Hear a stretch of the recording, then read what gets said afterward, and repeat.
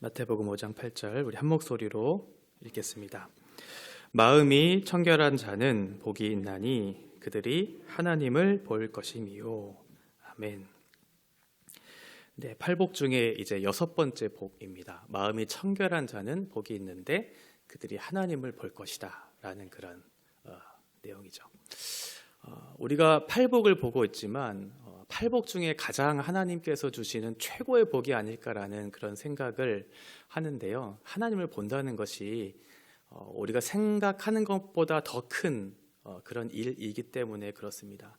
개인적으로는 신앙생활을 하는 궁극적인 목적이 아마 하나님을 보는 것이 아닌가라는 그런 생각이 들 정도로 이 땅에서 우리가 누릴 수 있는 최고의 복이 과연 무엇일까? 위로를 받는 것도 있고 또 땅을 기업으로 받는 것도 있겠지만 하나님을 배움난다는 것보다 더 큰 복이 있을까라는 그런 생각을 좀 하게 되는 것 같아요. 먼저 우리가 주목해야 할 것이 무엇이냐면 마음이라고 하는 것입니다. 하나님께서 마음이라고 하는 주제를 성경에서는 매우 중요하게 다루고 있기 때문에 그렇죠. 오늘 우리가 읽은 말씀뿐만 아니라 구약에서도 마음이라고 하는 주제는 굉장히 아주 자주 다루어지는 부분이기도 하고 또 그만큼 중요하다고 강조하고 있는 그런 단어이기 때문에 그래요. 아마도 예수님께서 이 지금 팔복을 말씀하시면서 왜 마음이라고 하는 주제를 다루고 있을까 생각해 본다면 당시의 바리새인들을 아마 염두에 두고 이 말씀을 하신 것이 아닌가라는 생각을 해요. 바리새인들은 율법을 중수하고 또 의식법을 잘 지켜 행해서 거기에 있어서 도덕적으로 흠이 없으면 하나님 앞에 나는 깨끗함을 얻을 수 있다라는 그런 생각들을 가지고 있었기 때문에 그렇거든요. 그런데 실제로 그들의 삶을 보면 겉으로 봤을 때는 굉장히 훌륭한 모습처럼 보이고 사람들로부터 칭찬을 받는 것처럼 보이지만 예수님께서 그들을 설명하실 때는 그들이 외식하는 자이고 회칠한 무덤이라고, 그들의 마음속에는 악독이 가득하고 탐욕이 가득한 그런 사람이라고 표현을 하시면서 그들의 잘못된 외적인 그런 형식에 대한 부분들을 이렇게 잘못을 강조하고 있는 부분들을 우리가 살펴볼 수 있어요. 그런 바리새인들의 잘못된 그런 관점들을 깨트리시기 위해서 지금 외적인 어떤 형식이 아닌 마음의 중심을 다루고 있는 그런 내용을 지금 말씀하고 있는 것 같아요. 성경에서 마음이라고 하는 것은 단순히 우리의 마음의 감정적인 어떤 변화만을 얘기하고 있지는 않습니다. 마음이라고 하니까 우리의 어떤 감정의 높고 낮음, 변화 이렇게 생각할 수 있겠지만 사실은 마음이라고 하는 것은 더 큰 범위를 포함하고 있습니다.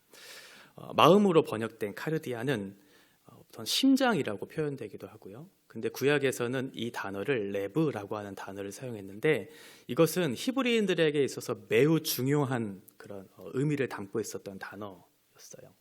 그것은 마음은 인간이 가지고 있는 지성과 감정과 의지라고 하는 세 가지 요소가 다 포함되어 있는 장소라고 생각을 했어요. 그러니까 사람의 인격을 형성하는 하나의 자리가 마음이라고 생각을 했던 거죠. 단순한 감정의 표현을 얘기하고 있지 않고 우리가 가지고 있는 전인적인, 인격적인 그런 상징을 마음이라고 얘기했어요. 그래서 사람 존재 자체를 얘기할 때 마음, 그 사람의 됨됨이를 얘기할 때 마음이라고 얘기한 거죠. 그래서 그 마음이라고 하는 것이 우리의 종교적인 어떤 행위나 또는 윤리적인 어떤 행위를 결정짓는 매우 중요한 장소라고 그렇게 생각을 했던 거죠. 그 마음이 어떠한 정함을 갖고 있는가에 따라서 종교적인 행위를 이렇게 또는 윤리적인 행위를 이렇게 표현할 수 있는 그런 장소로 인식했다라고 하는 것입니다. 그래서 마음을 어떠한 것이 지배하고 있는가에 따라서 그 사람의 삶의 방식들이 달라지고 있는 거예요. 그 사람의 마음을 죄가 지배하고 있다면 죄를 짓는 행위로 나타날 것이고 그 마음을 은혜라고 하는 것이 지배하고 있다면 은혜의 결과물들을 맺게 되겠죠.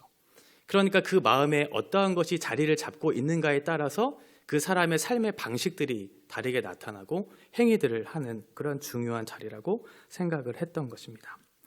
그러면 이 마음이라고 하는 그 장소를 지금 예수님은 청결하게 해야 된다고 말씀하고 있잖아요. 그런데 청결이라고 하는 주제는 쉽지 않은 주제입니다.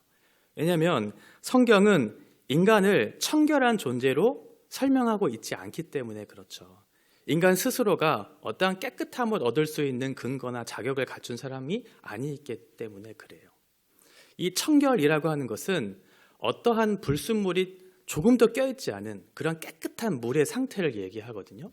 특별히 성경에서는 두 마음을 품지 말라라고 했을 때 그 두 마음이 청결하지 않는다라는 뜻으로 해석되어져요.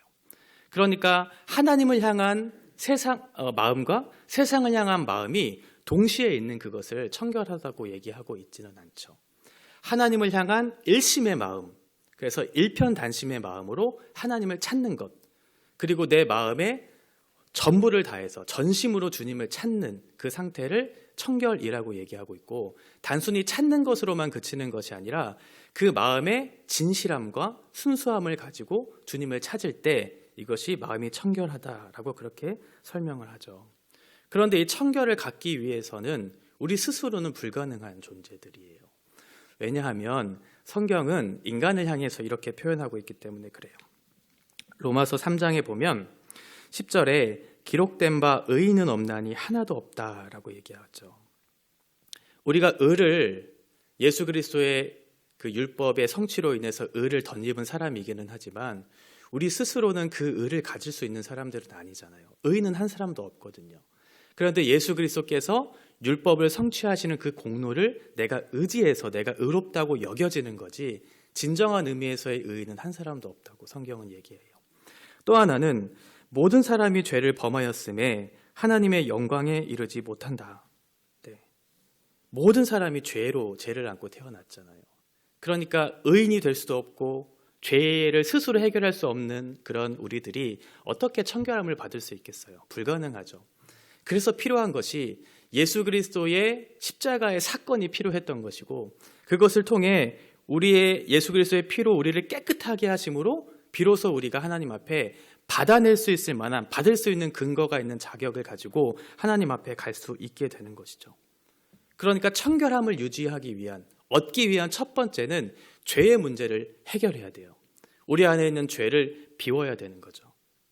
그런데 우리가 예수 그리스도의 피로 말미암아 씻기심을 받았다고 해서 우리들이 지금 경험하고 있는 것이 죄에 대해서 늘 자유하지는 않아요. 죄와 은혜와의 이런 사이 속에서 늘 갈등하죠. 죄를 지을 수도 있고 죄를 짓지 않을 수도 있는 그런 상태에 빠져 있기 때문에 그래요. 그래서 우리의 마음에 갈등이 있어요. 늘 내가 하나님을 향해서 뜨겁게 사랑하고 주님을 위해서 살고 싶은 마음이 한켠에 있는 반면에, 또 하나는 내 안에 있는 잔존하는 그 죄의 경향성을 따라 살고 싶은 또 다른 마음들이 있는 것이죠. 그때 필요한 것이 무엇이냐면, 우리가 한 번 죄사함을 받고 하나님 앞에 의롭다고 칭함을 받고 하나님 앞에 죄사함을 얻어 하나님의 자녀가 되었다고 끝나는 것이 아니라 우리 안에 있는 죄와의 싸움들을 늘 싸워 나가야 되는데, 그때 필요한 것이 하나님의 은혜죠. 한 번 죄의 씻음을 받았다고 해서 우리의 마음이 청결해지는 것이 아니라 하나님의 지속적인 은혜를 경험함으로 우리의 마음속에 그것들이 채워짐으로 하나님 앞에 청결한 모습으로 주님을 따라 살아갈 수 있게 되는 거예요. 그래서 말씀으로 우리의 마음을 깨트려야 돼요. 하나님께서 주시는 말씀으로 우리의 무뎌진, 우리의 잘못된 이런 모든 인격들을 하나님의 말씀으로 깨뜨리고 성령께서 주시는 그 은혜를 따라서 우리가 그 은혜의 채움을 받았을 때 비로소 청결한 마음을 가지고 주님을 만날 수 있는 그런 조건이 우리 가운데 생겨나는 것이죠. 이렇게 될 때 우리는 마음의 진실함으로 하나님을 배울 수 있는 사람들이 되는 거죠. 신앙은 겉으로 어떻게 드러나고 있는가, 이것이 중요한 것이 아니라 그 사람의 마음의 내면에 진실함의 변화가 있는가, 그 중심이 바뀌었는가, 하나님 앞에 얼마나 깨끗한가라고 하는 것이 핵심적인 것이죠. 하나님은 우리를 외모로 겉으로 평가하시는 분이 아니시기 때문에 그래요. 하나님께서는 우리의 마음의 중심이 다루어지고 있고 우리의 마음이 진심으로 변화되어져서 하나님께로 향하고 있는가를 보시는 분이시기 때문에 그래요. 사무엘 선지자가 사울의 뒤를 이을 왕을 찾을 때 사무엘 선지자는 어떠한 표현을 썼냐면 이새의 아들 중에 가장 외모가 탁월한, 그리고 사울의 뒤를 이을 만한, 이스라엘을 통치할 만한 왕이라고 생각했던 첫째 아들 엘리압을 보고 이 사람이 하나님의 택하신 이스라엘 왕이라고 생각했어요.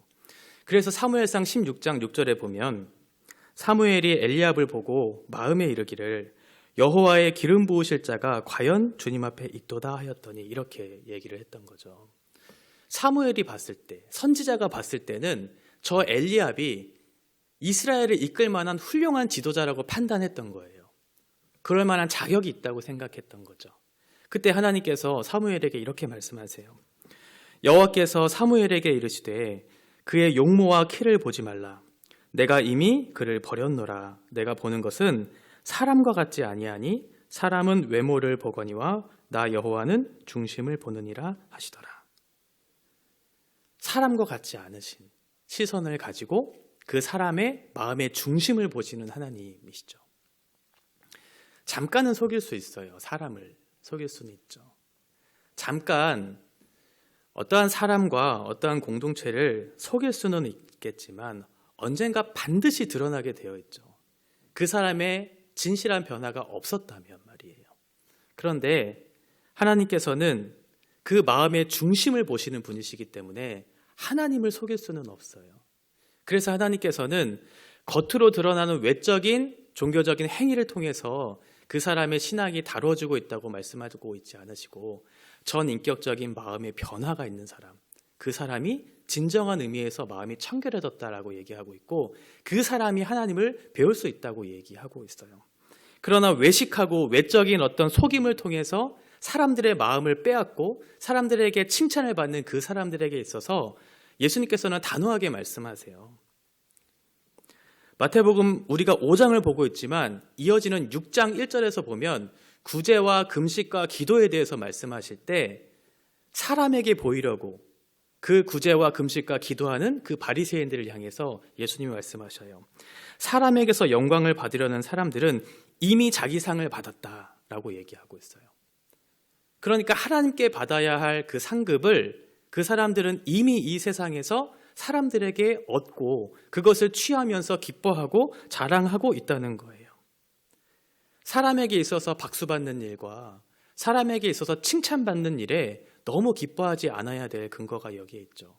오히려 그것을 우리가 경계하면서 물론 감사함으로 받아야 되지만 사람에게 있어서 내가 칭찬을 받고 있고 박수를 받고 있고 그래서 잘했다고 칭찬을 받고 있다면 오히려 그것이 예수님의 자리를 대신하는 예수님의 영광을 가리는 자리가 될 수 있다고 말씀하면서 너는 너의 상을 이미 받았다.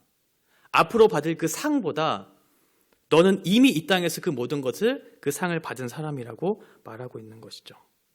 중요한 것은 신앙의 행위나 종교적 외식 이것을 통해서 자기를 이 세상 속에서 다른 사람들에게 증명하려고 하는 것이 중요한 것이 아니라 우리의 마음의 진실함을 담아서 하나님을 예배하고 그래서 우리의 마음에 진실한 변화가 있고 그 진실한 성장이 있고 성숙이 있을 때 그때 비로소 하나님께서 우리의 마음에 청결한 마음을 가진 사람이라고 인정을 해주시는 것이겠죠. 사람에게 확인받고 증명받고 박수 받으려고 하기 전에 하나님 앞에 내 신앙을 확인하는 그 작업이 우선시 되어야 할 것입니다. 이러한 사람들에게 하나님께서는 특별한 복을 주세요. 마음이 청결하기 때문에 복을 받는 것이 아니죠. 그 사람들이 복을 받는 이유는 하나님을 보았기 때문에 그래요. 그래서 팔복의 내용 중에 한글 성경의 뒷부분이 복의 근거가 되는 거죠. 하나님을 본 사람이 복이 있다라고 말씀하고 있어요. 그렇다면 우리가 하나님을 어떻게 볼 수가 있을까? 하나님은 우리 가시적으로 볼 수 있는 그런 분이 아니시잖아요. 물리적으로 이렇게 존재하시는 분이 아니시고 공간이나 시간이라고 하는 어떤 제한된 장소나 어떤 때에 우리를 하나님을 가두어서 우리의 눈으로 보고 만지실 수 있는 분은 아니기 때문에 그렇다면 하나님께 우리가 하나님을 어떠한 시선으로 볼 수 있을까라고 하는 그런 질문들이 생겨날 수 있어요. 그런데 하나님께서는 우리가 살고 있는 우리가 땅을 밟고 있는 모든 그런 영역 속에서 하나님이 누구신지에 대한 분명한 지식들을 감추어 두셨어요. 그리고 그것들을 맛볼 수 있도록 우리에게 허락해 주셨다고 하는 것이죠. 특별히 이스라엘 백성들이 광야를 지날 때 하나님이 이스라엘 백성들과 함께 하신다는 표식을 주셨죠. 그게 뭐냐면 이스라엘 백성들이 성막을 짓고 광야길을 행진할 때 그들의 옆에서 불기둥과 구름기둥으로 하나님께서 동행하시고 인도하고 보호하고 계시다는 사실을 분명히 알 수 있도록 그들에게 하나님의 임재라고 하는 것을 나타내 보여주셨어요. 눈에 보이지는 않죠, 하나님이. 그러나 어떤 특별한 그런 방식을 통해서 내가 너와 지금 함께하고 있고 내가 너를 반드시 지킬 것이고 내가 너를 인도하고 보호하실 것이다 라고 하는 것을 이스라엘 백성들이 알 수 있도록 그 하나님의 임재가 나타났다는 거예요. 그래서 그것을 보면서 이스라엘 백성들이 어떠한 것을 생각했을까요? 어떤 하나님의 특별한 위대하심과 하나님의 탁월한 능력들을 보았겠죠.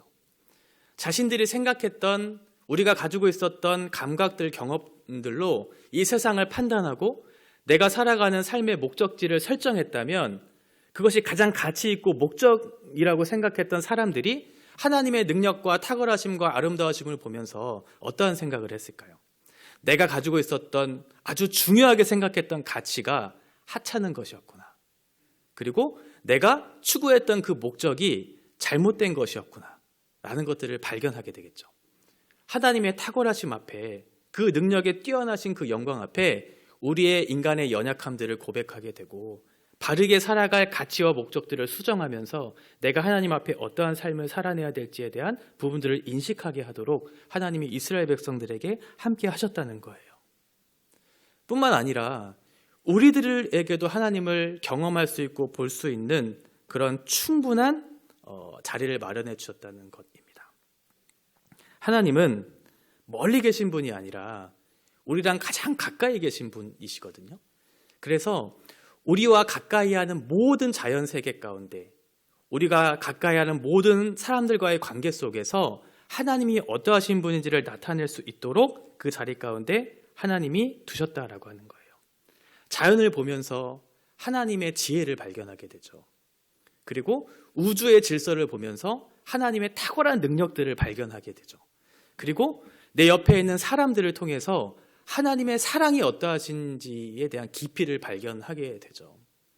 우리가 만나는 사람들, 우리가 접하는 삶의 영역들 속에 하나님의 지혜와 사랑과 능력들이 깃들여 있는 것들을 우리가 보게 돼요.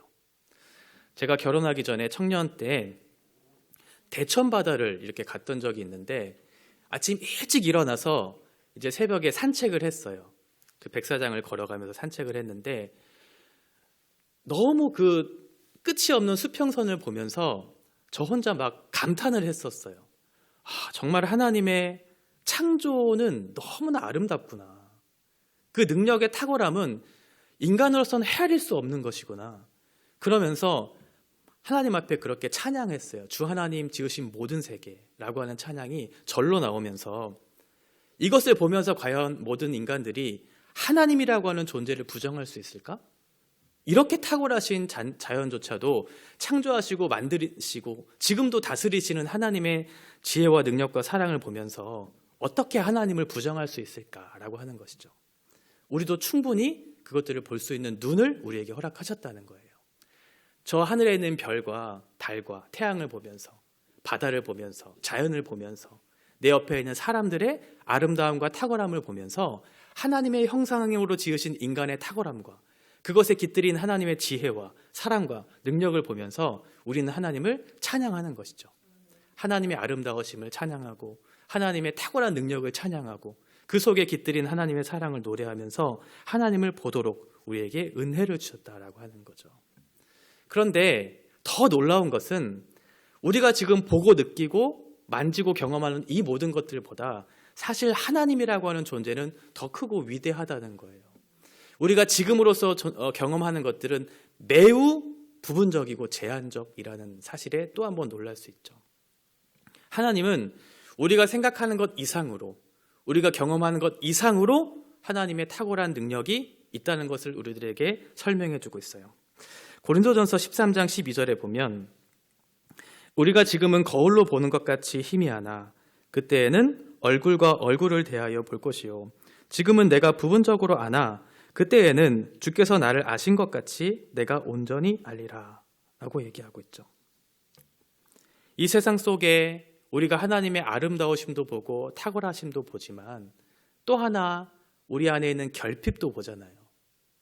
우리 안에 있는 죄로 말미암아 세상의 질서가 파괴되는 것들을 보죠. 그러면 하나님의 나라가 이 땅 가운데 과연 임했는가라고 하는 의심들을 발견하게 되면서 우리의 마음이 깨어지는 것들을 경험해요. 그러함에도 불구하고 하나님께서는 우리의 결핍을 보게 하시고 그 안에 한계를 보게 하시지만 주님께서 다시 오실 그 날에는 이것보다는 상상할 수 없는 영광스러운 날이 너희에게 주어질 것이다 라고 설명하고 있고, 지금은 거울로 보는 것 같이 희미하지만 그때에는 얼굴과 얼굴을 맞대어 대면하여 하나님의 영광스러움을 너희가 볼 것이고 너희도 그러한 존재가 될 것이라고 우리에게 약속을 해주고 있다는 사실에 더 놀랄 수밖에 없는 거죠. 지금도 우리가 하나님의 아름다우심을, 영광스러움을 찬양하고 노래하지만 그것보다는 비교할 수 없을 정도로 우리는 하나님의 영광스러움을 보게 될 것이고 우리도 그와 같은 존재로 변화될 거예요. 말씀을 정리하겠습니다. 성경은 마음에 초점을 두고 있다는 거예요.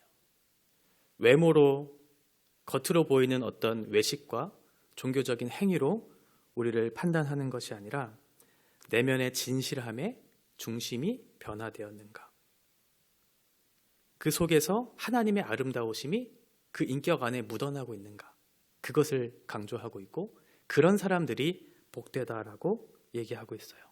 왜냐하면 그런 사람들이 하나님을 보기 때문에 그렇죠.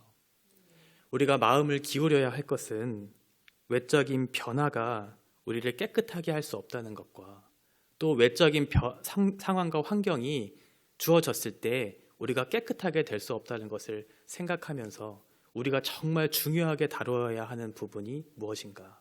마음이라고 하는 거예요. 첫사람 아담이 타락했던 그 상황을 한번 생각해 보세요. 완벽한 상황이었거든요. 근데 그런 환경 속에서 아담이 타락했어요. 무엇이 문제였을까요? 외적인 상황과 어떤 환경이 주어지지 않았기 때문에 그 사람이 타락했는가? 그렇지 않아요.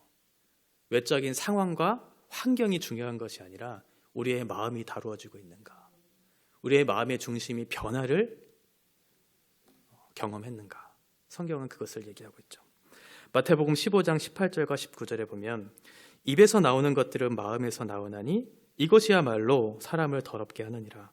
마음에서 나오는 것은 악한 생각과 살인과 간음과 음란과 도둑질과 거짓 증언과 비방이니라고 말씀하고 있어요. 우리의 인격 자체가 변화를 받아야, 우리 안에 예수 그리스도가 채워져야 비로소 삶이 변화되고 하나님 앞에 진실한 마음으로 주님을 배울 수 있는 자리가 되는 것입니다. 겉과 속이 다르고 또 의도된 것과 표현한 것이 다른 이 세상 속에 우리 그리스도인들은 어떻게 삶을 살아내야 될까요? 누군가 진실한 마음과 행동에 일치된 삶을 살아내야 한다면 바로 우리가 되어야 합니다. 다 어그러지고 깨어진 세상에서 누군가 우리들을 통해 하나님을 볼 수만 있다면 그보다 더 복된 인생은 없기 때문에 그렇습니다. 우리가 하나님 앞에 어떠한 인생을 살아내야 될까? 이 말씀을 통해서 우리가 주어진 자리 속에서 바르게 삶을 살아낼 때 다른 사람들이 우리를 통해서 하나님의 아름다우심과 탁월하심을 보게 될 거예요. 그 사람이 참으로 복이 있다라고 우리에게 말씀하고 있습니다.